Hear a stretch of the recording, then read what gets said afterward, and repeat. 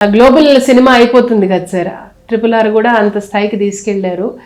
So ఇలాంటి రోజుల్లో Telugu cinema ఒకప్పటికన్నా ఇప్పుడు ఇంకా ఎక్కువ మంది చూస్తున్నట్టే కదా సార్, అది మంచి విషయమే మన ఇండస్ట్రీకి.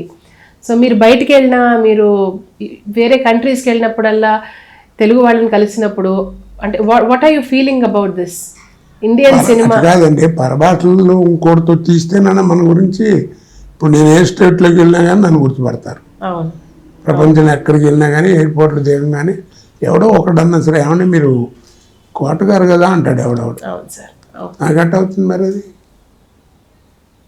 అది కాదండి, మన తెలుగులోనే దీన్ని 10 సార్లు 10 భాషల్లోకి మీకు నష్టం ఉంది.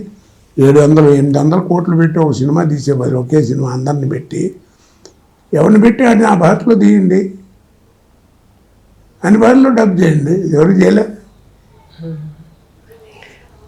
ఎల్లరికం అని ఒక సినిమా వచ్చింది మనకి, ఎల్లరికం 4 భాషల్లో డబ్ చేశారు, తీశారు. అది మొట్టమొదటి హిందీ, తర్వాత తెలుగు, తర్వాత మలయాళం, అలా తీశారు.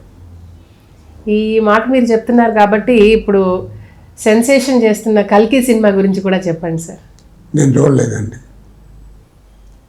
చూడని దాని గురించి ఎందుకు మాట్లాడటం. వినటం గురించి మాత్రం ఏదో అంత సాలిడ్గా బాగుందని అందరూ ఏం చెప్పట్లేదు. కొంతమంది బాగుంది అంటున్నారు, కొంతమంది బాగాలేదు అంటున్నారు. వెళ్ళి చెప్పారండి అన్ని సినిమాలకి అది ఉంటుందంటే ఉంటే ఉండొచ్చు.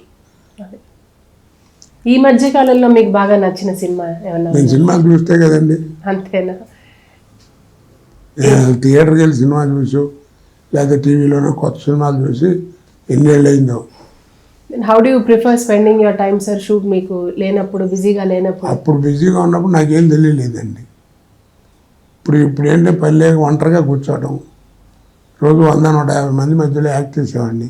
ఇప్పుడు ఒంటరిగా అట్ట కూర్చోవడం అంటే భయం కదా, బాగా బోర్ కాదు, ఏదో అట్ట వెళ్ళిపోతుంది కాలం అంతే. ఇప్పుడు నేను మన జీవితంలో 2 కోల్పోయాను. ఒకటి పిల్లలతో చక్కగా పిల్లలతో ఎంజాయ్ చేయటం లైఫ్లో. నెలకి 2 నెలలకి చూసేవాడిని పిల్లల్ని. అలా నేనే కాదనుకోండి, నాకు మళ్ళీ టైం వచ్చిన వాళ్ళు అందరూ అట్టగా ఉంటారు.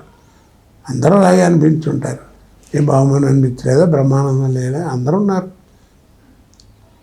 అందరూ చేసిన బిజీగా ఉన్న వాళ్ళందరికీ ఉంటారు. కానీ నేను కోల్పోయానని చెప్తున్నాను. అలాగే రెండోది ప్రపంచ జ్ఞానం.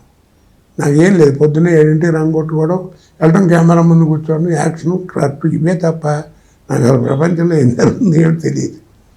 ఈరోజు మీరు నమ్మకపోండి, నాకు సెల్ ఫోన్ ఆపరేట్ చేయడం నాకు తెలియదు. ఫోన్ వస్తే మారుతాం, లేకపోతే ఒక కుర్రాడు మాట్లాడాల్సింది.